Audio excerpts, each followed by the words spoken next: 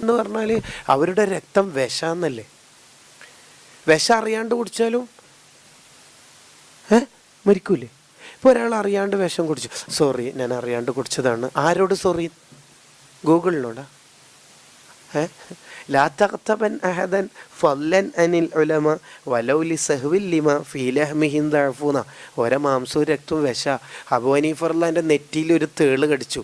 അപ്പോൾ അബൂ ഹനീഫ റളിയല്ലാഹുവിന് വേദന ഉണ്ട്, തേള് താഴെ വീണു.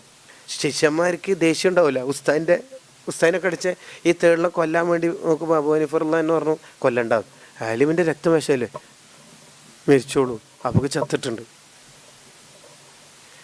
വേണ്ടാത്ത പണിക്കരുത്. ഖാലൻ നബി മൻ ഖഫഫൽ ഉസ്താദ ബിസലാസി ബൽവ കദബുലി തിൽമീദ.